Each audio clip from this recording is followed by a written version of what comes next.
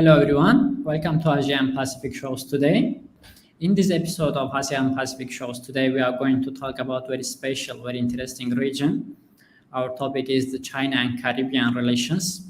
We are going to talk about the Caribbean region, Caribbean relations. It is relations with China and it is position between both superpower, rising power and establishing power between the US and China. My guest is very knowledgeable about the region. He's the Rasheed Griffith. Let me introduce my guest first to you, the audiences.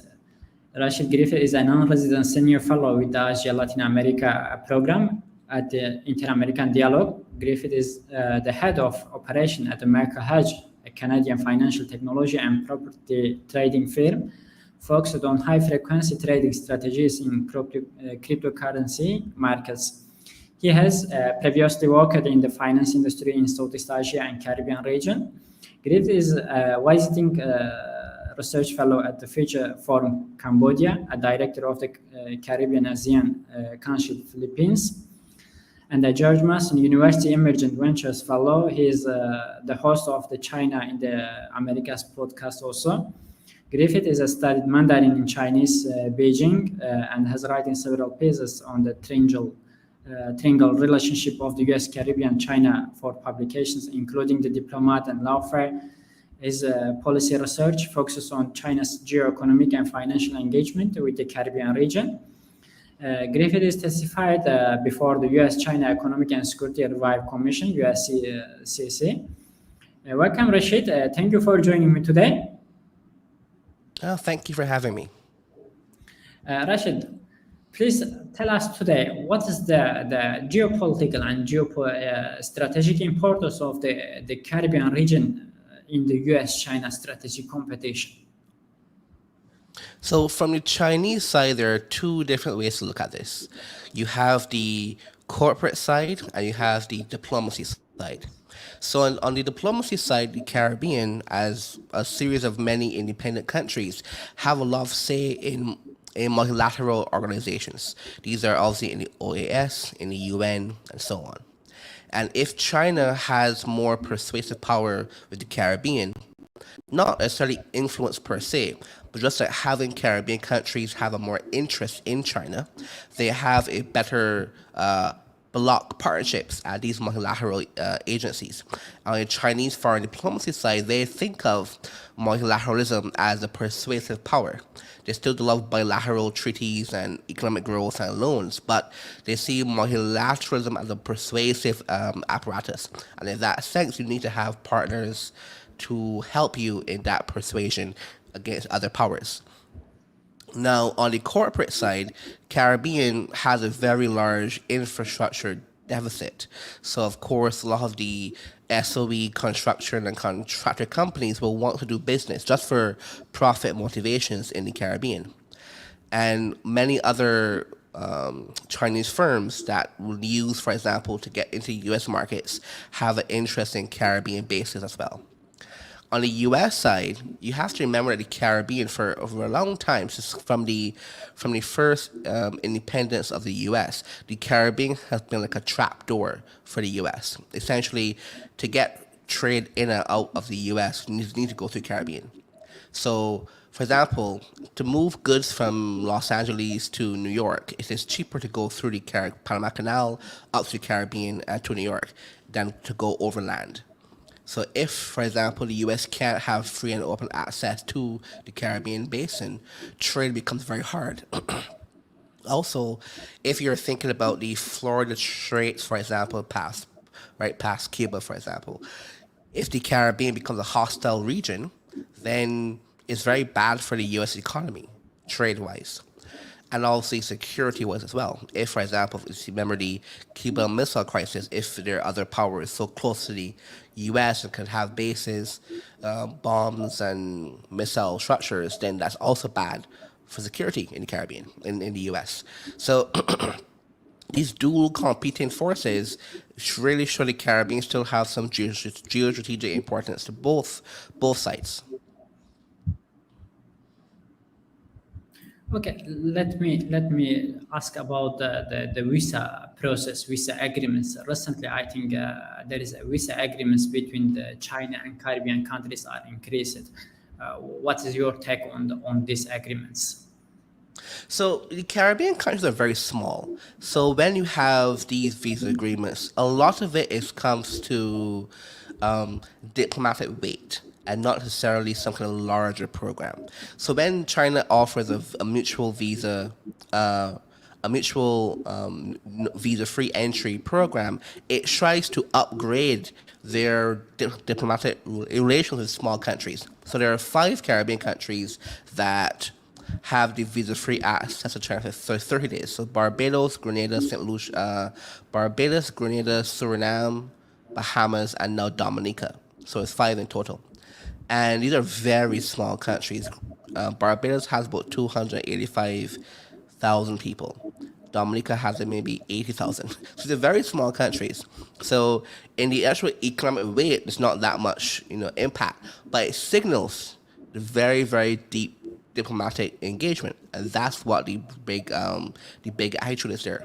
The Caribbean does not have any visa-free stuff with the U.S. For example, we have to get visas to go to the U.S., but it's not too difficult for some countries. Like if you're from Barbados, it's fairly rudimentary to get a U.S. visa. But I can still go to China, for example, for 30 days with no visa. So that kind of diplomacy is really, really action is. And I expect the more Caribbean countries over time to have more visa-free access to China as well. Now, because of the mutual agreement, technically, Chinese also have visa-free access to these Caribbean countries, but I don't see that many Chinese tourists coming to the Caribbean. It's a bit far, so there's no like increased flood of tourists in the Caribbean from China, although they can without much effort. Okay, there is a lot of rumors and speculation about the Caribbean offshores. Do the Chinese use the Caribbean offshore as a financial center? What do you think?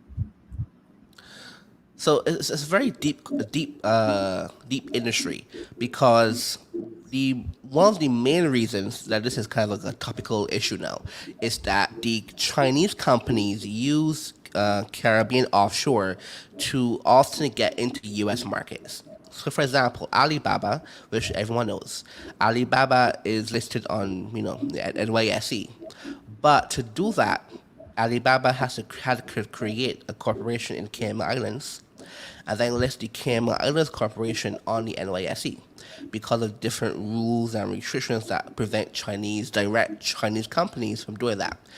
And this is primarily because in Chinese corporate law, there are a lot of industries that are considered to be restricted. That is, foreigners cannot own assets or ownership of companies in these industries. And internet companies, broad category, is that industry.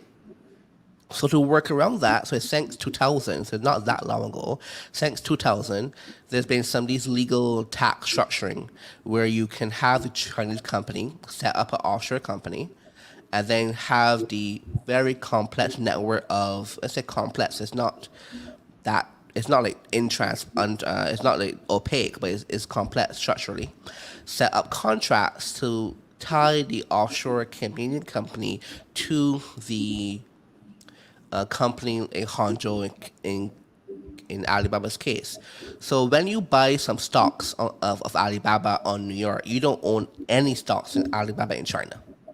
It's kind of the thing there. You only own stocks in this random company in the Cayman Islands.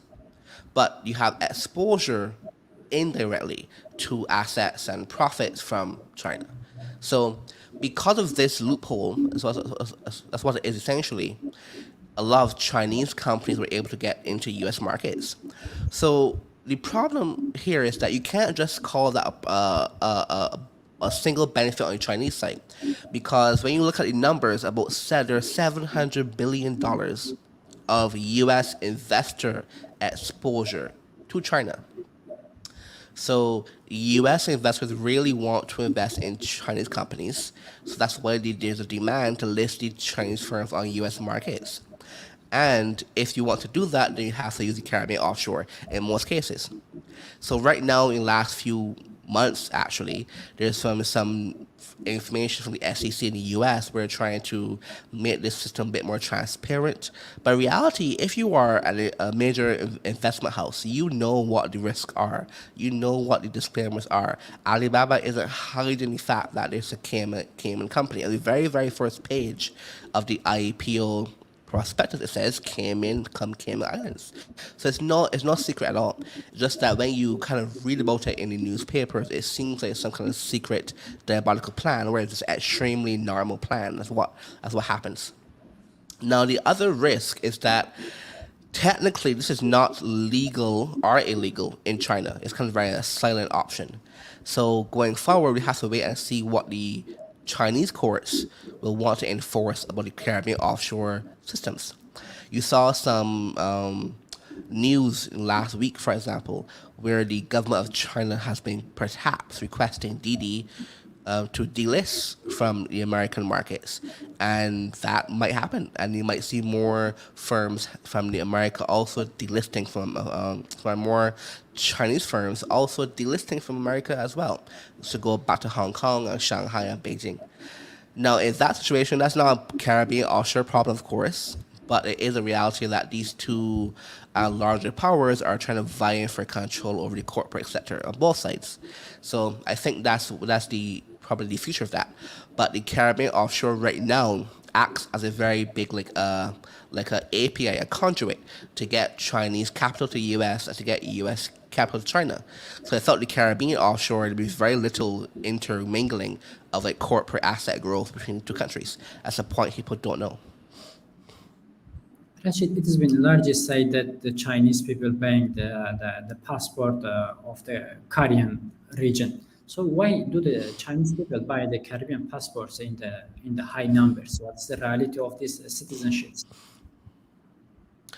So there are 5 Caribbean countries that sell passports, and I say sell passport, but they don't say it that way. They say citizenship by investment. That's the terminology, but essentially is buying a passport. And a lot of time, people buy these passports for family planning. They just want, for example, their child to have a non-Chinese passport or a non-Nigerian passport, for example, or a non-Russian passport. You can see the benefit of that pretty clearly. A lot of people also do it for business. They just want more passports for better tax management of their corporations, their private wealth, for example, again, for their children, just for the good tax optimization strategies. So there's a lot of reasons for that. There are some examples, of course, where you have some more nebulous reasons for doing a passport purchase, but I think those are much more rare than people think they are. And that has caused a lot of problems for example, the US, where the US always keeps saying, hey, Caribbean, you have to be much more careful about these passport sales. To the point where it's not just they're saying to be careful, it's like saying you need to stop. And it's a problem because these passport sale revenue has a very large contribution to some economies. So, for example, in St. Kitts, is one of the St. Kitts and Nevis, one of the passport sale countries. There is some data I remember from the IMF report a few years ago where it perhaps about up to 30% of the economy in St. Kitts, revenue-wise, has come from the passport sales. That's quite a lot. And that money goes to, build schools, repay debt, build roads. So in some ways, it acts like FDI, foreign direct investment. But of course, it never accounted for as FDI because it's not technically FDI. But the economic effect is quite similar. So when you're thinking about your Chinese impact on these countries, you never account for that revenue because people, one, they don't know that passport sales happen in these 5 countries, and two, they don't understand the impact of the size of that industry on the countries. So one interesting thing is that St. Kitts and Nevis is still a Taiwan ally. So there are 5 Caribbean countries that are Taiwan allies still. It's quite a large number. And yet, at the same time, one of the biggest industries in St. Kitts is passport sales. And at the same time, again, that the biggest plurality of buyers are Chinese, not Taiwanese. So in some cases, you can say, well, China via Chinese private people have a bigger impact on St. Kitts than anything Taiwan does, even though Taiwan is the ally of St. Kitts. So you have that dichotomy there that people don't also realize. Now, at the same time, one reason why St. Kitts may retain Taiwan as an ally for a longer period than expected is because if it's a PRC ally, then we have to do a lot more reporting on the passport sales because in Chinese law, it is illegal to have a dual citizenship. Only be Chinese or not Chinese, essentially. So sometimes when you buy passports, it's in secret, very, very often. Not always, but very, very often. So that's one reason as well. Again, you don't really hear that kind of conversation because people don't know about the passport sales and so on. But yeah, these passports have a very big impact on the economy.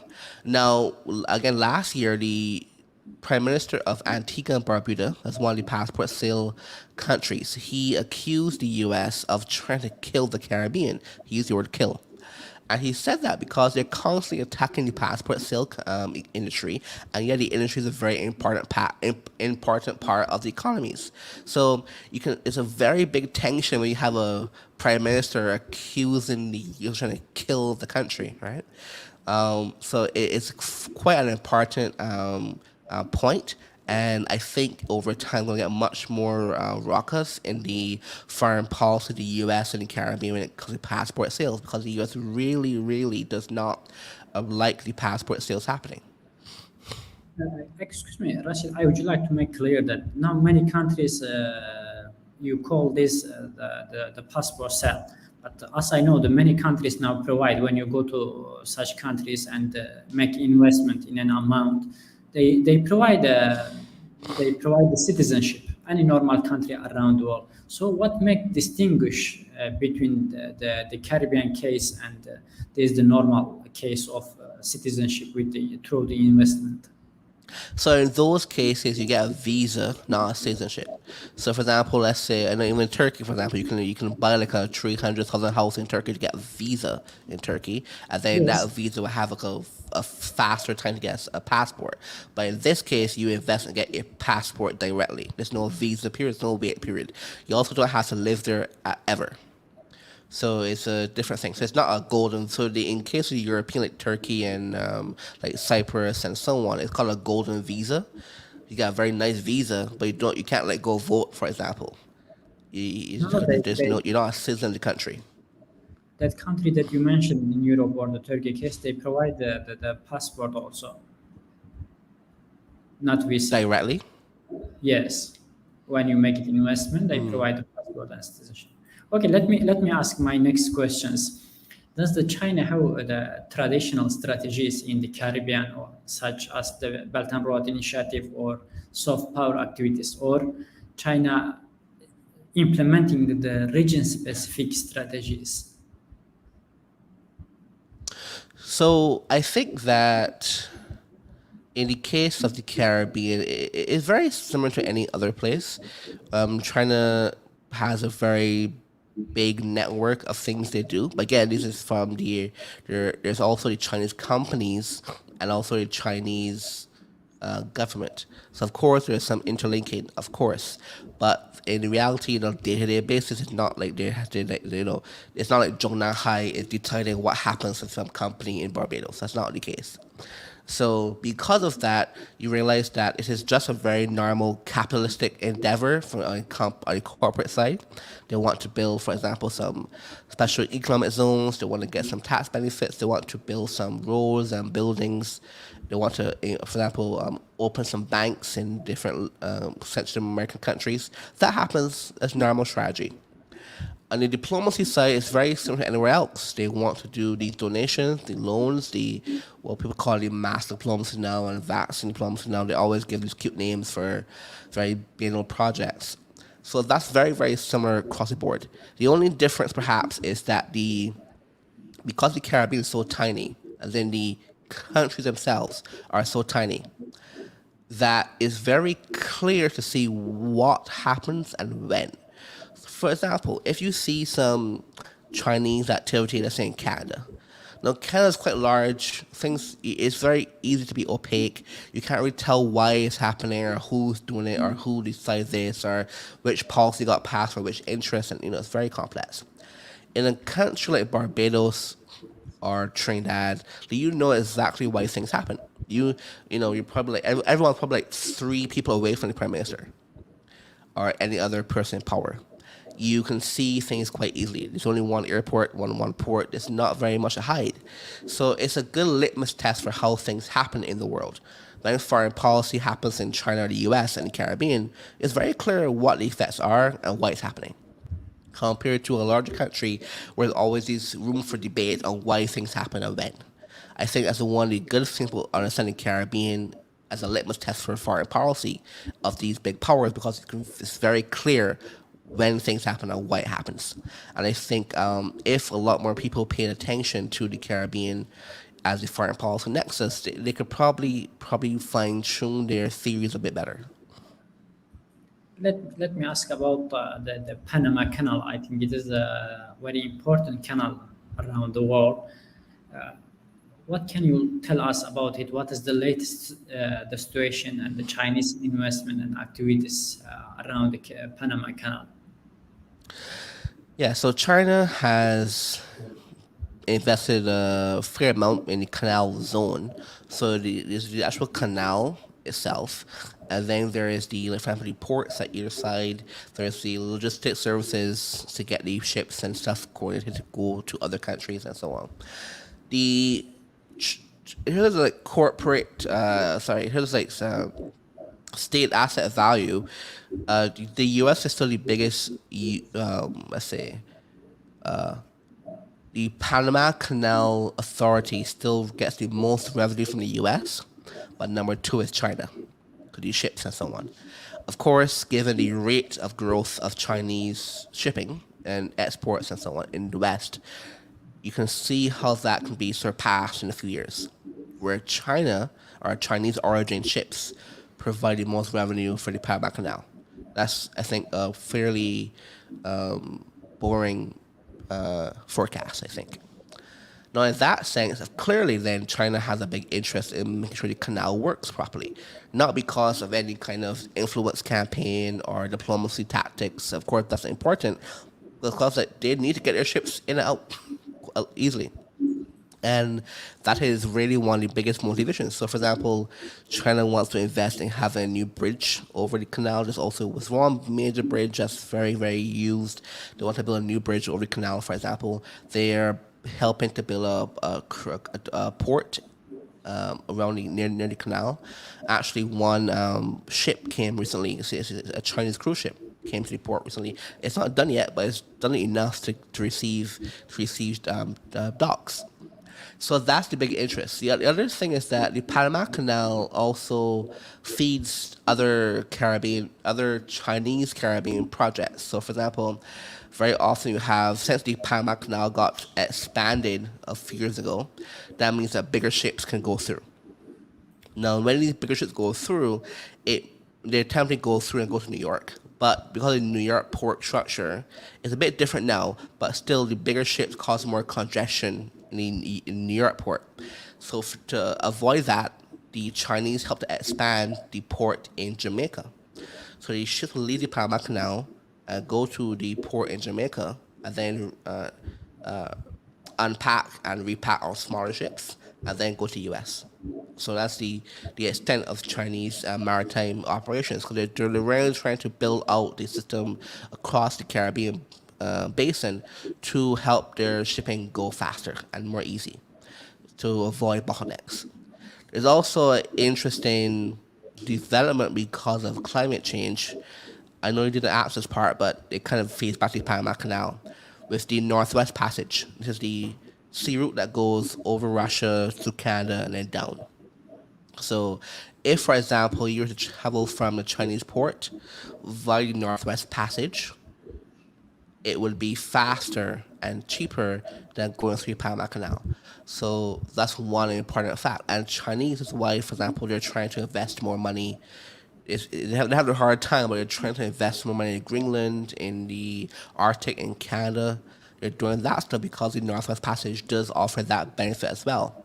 So if you have the Northwest Passage passable for a fair amount of time of the year, that is, and now because of the polar caps are melting, it will be more feasible to send ships more. You can send a ship now once or twice a year, but it'll be over the next 10 years, it'll be much more common to send ships through the Northwest Passage.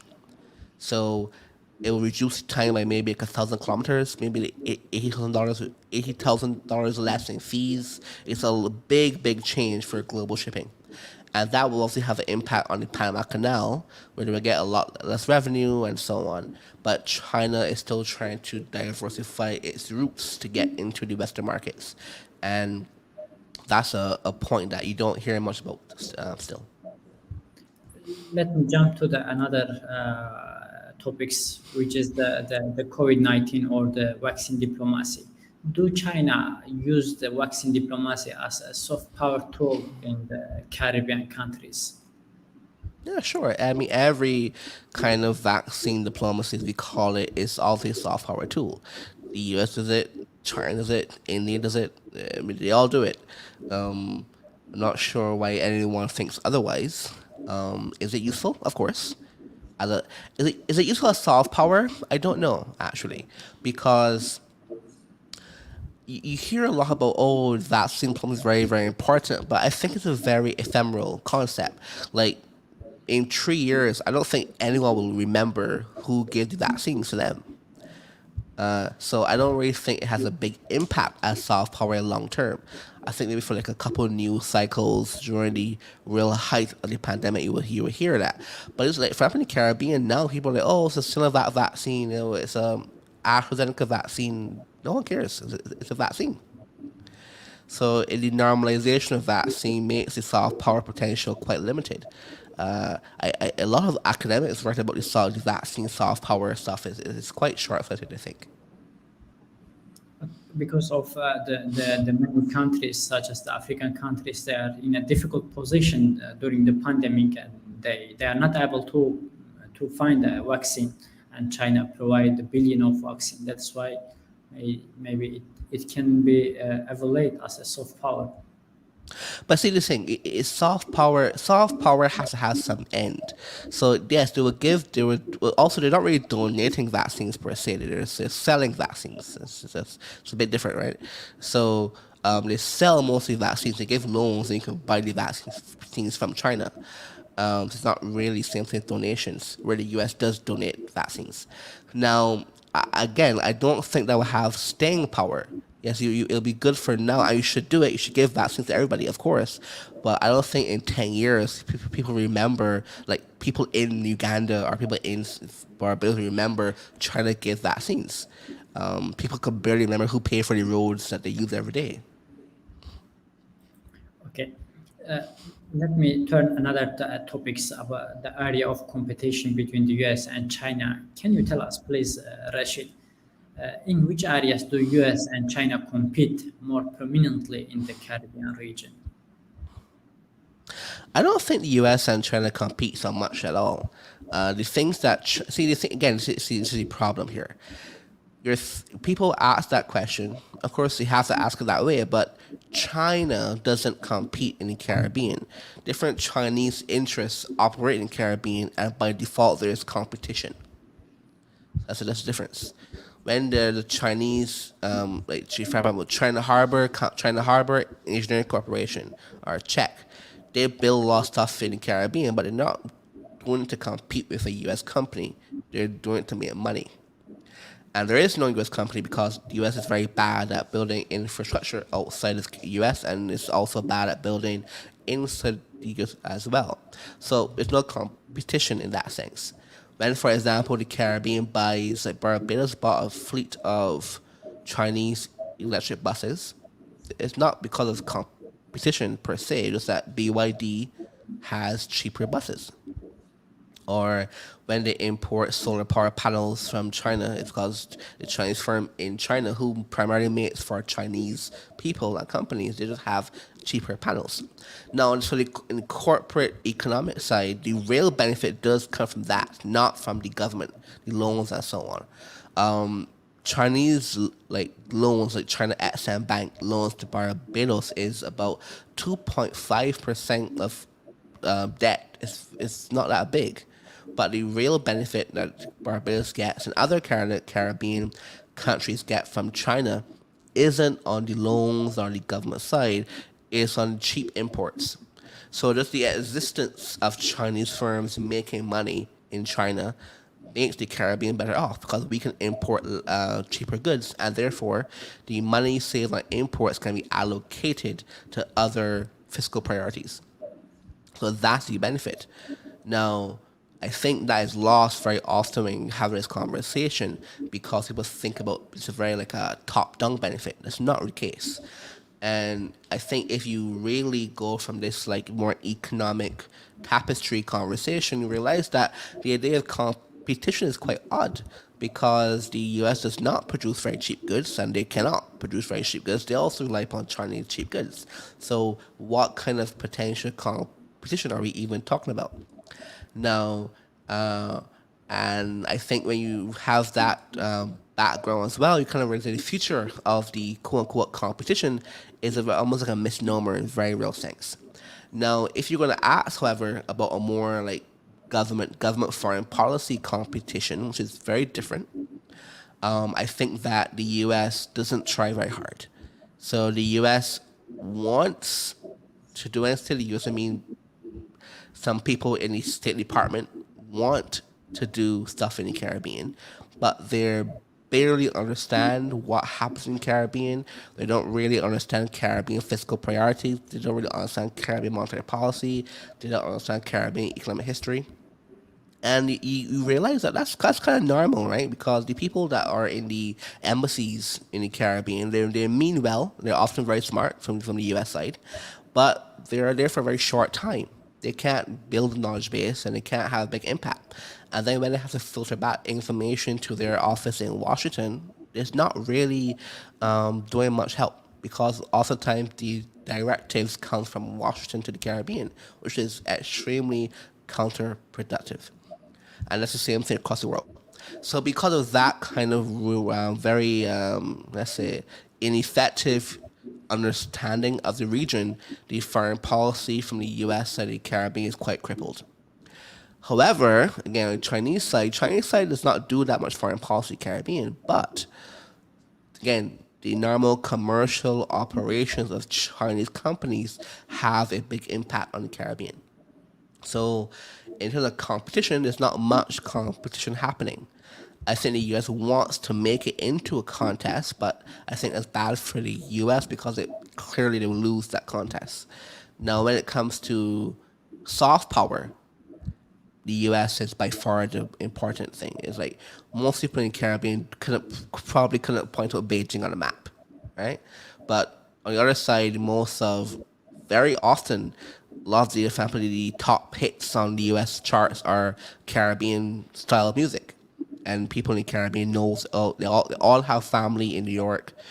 For example, they all have family in most of the U.S. Most of the coastal U.S. So the soft power is completely entrenched. You watch American movies in the Caribbean, American music, American food, American clothing, American books. It's all a thing. So there's nothing you can't think of the Caribbean as a separate part of U.S. soft power. It just is in the U.S. sphere of soft power, like absolutely.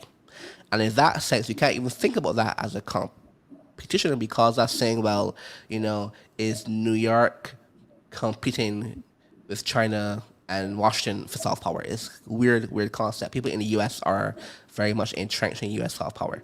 So I don't know where the competition and like a real day-to-day empirical way can play out. I think the U.S. will want to play out in many ways, but in reality, there's not much competition to happen. I think according to Rashid, according to your this explanation, I think it is difficult to compare the Caribbean region with the East Asia, Southeast Asia, or South China Sea region. Yeah, it is because the Caribbean is so close to the U.S. It's geographically and culturally, it's a very important point that it is difficult to parse out where the Caribbean starts and where the U.S. starts in terms of that thing. So then when you realize that's the case, then when you think about China coming into the Caribbean, it's marginal things, diplomacy and so on.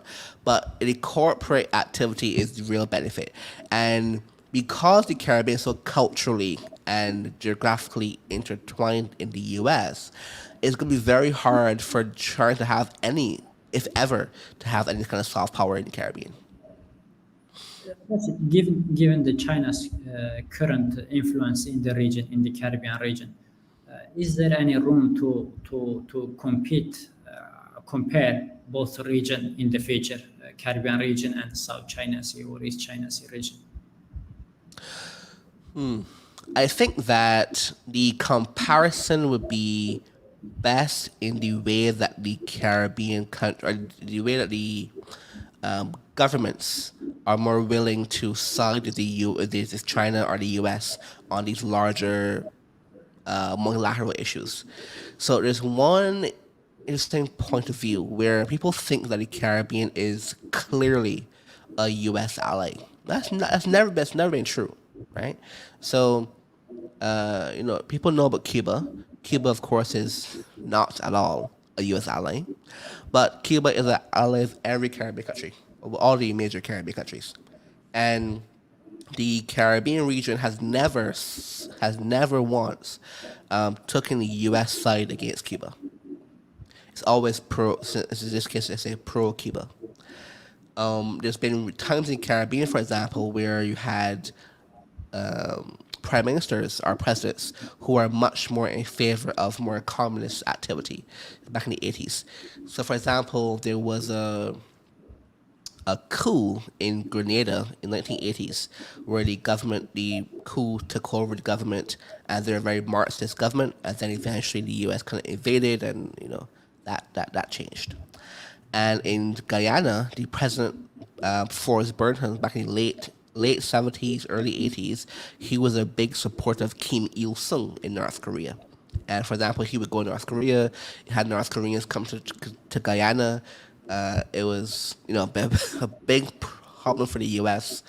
But then he died in a very strange surgery accident in Guyana, so that kind of stopped as well. And that's been in Caribbean, and so the Caribbean has always been this very weird, diverse place. In Jamaica, for example, there was a very funny story where Henry Kissinger went in disguise to Jamaica in the 70s as a tourist to kind of sneak in the country at night and to meet have a clandestine meeting the prime minister at a time to try to convince the prime minister to not support Cuba in the Angolan war against the U.S. and so on. And the prime minister said, "No, leave Jamaica. You're not welcome here anymore." So it's all the time the Caribbean has been very much having their independent street of thought on these larger ideology issues. So people kind of mistake the Caribbean as clearly democratic, where in case not really been true for various historical reasons. So I think that in that sense, where you have this independence of multilateral voting between the ASEAN bloc, so the Caribbean bloc, the extent to which Caribbean will have a much more interest in supporting Chinese votes will probably change over time. I think also that as the Caribbean gets more like the ministries of foreign policy in the Caribbean, as they get more expertise in the Asian markets and foreign policy, you will see more of that as well, where you have Caribbean countries having more of a say in what's happening in different Asian issues. And this used to be the case. So back when they had the third world was a more coherent concept. A lot of Caribbean leaders would, for example, at the famous Bundaberg conference in Indonesia, a lot of Caribbean people were there, for example. They had much more to say about what's happening in Indonesia, what's happening in Tanzania, what's happening in Malaysia. So I think going back to that is probably more likely the case. And you'll see more Caribbean voices speaking about these different, what we call now Asian issues, where before there'd just be third world issues. I think you'll see more of that in the future. Lastly, let me ask about the latest development taking place in Barbados. So what can you tell us, Rashid, about the independence issue of Barbados, and how will these developments will affect the new republic's relations with China and US? Right. So Barbados became independent from England in 1966, but as a normal Commonwealth country, it retained the Queen of England as the head of state, the official head of state, and her representative it was be the Governor General of the country. So same as Canada, for example, or Australia. But yesterday, the country decided to remove the Queen and install a Barbadian as the head of state. So now the new president of Barbados, Sandra Mason, is the head of state. That's it. There's no more tie to the royal family. Now, when this happened, it was first announced last year, the same time last year. And I remember some UK politicians blamed China for influencing Barbados in trying to remove the Queen as head of state. Now, this to me came out of left field because no one in Barbados would ever thought that anyone would think China would have some kind of influence to motivate Barbados to move from the Queen to a Barbadian head of state. And this caused a lot of issues for UK because the backlash the UK had from Barbados and of course the Caribbean was quite severe. Because essentially it's saying that if you are like a small majority black country, there's no reason you want to remove the Queen of England as your head of state because you must have some kind of outside third party influence. You can't decide by yourself that you want to be a fully independent country. And of course it's very insulting. And that caused a lot of issues in the Caribbean to the UK. And the UK honestly hasn't really recovered from that as yet. In some sense, they got a lot of soft power points got took away from them from those kind of comments. Now, the comments were based off the fact that China is making a lot more influence in the Caribbean. But to be honest, as I said earlier, I don't think China has any at all influence in the Caribbean. See, China can't motivate the Caribbean to do anything they don't want because they're very small, very small, very independent countries. And the Caribbean decides what it wants when it wants it. And Barbados has been trying to become a republic for many years before it was born.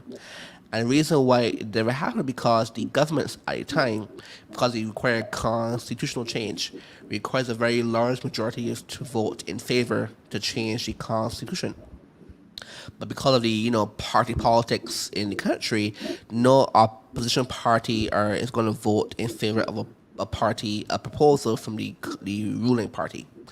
But since the current party, the BLP, under Prime Minister Mia Mottley, is a very important point, her party has all the seats in Parliament. They won all the seats in the last election. It's very crazy. So therefore, if she wants to make a very major change in the constitution, she can at any point in time, which is what she did, and said we're going to become a republic, no questions asked. And honestly, she's been pushing this for 20 years or so. She was in government for many years, and this is an issue that she has been in favor of for a long time. Back in 1997, there was, China's trying to make Barbados a republic. No, that was never a problem. It's only now that it's actually happening. Although we've had, for example, like commissions in 1990s and 2000s talk about becoming a republic for all this time.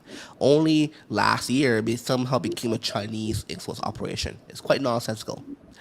Now, is it a useful thing?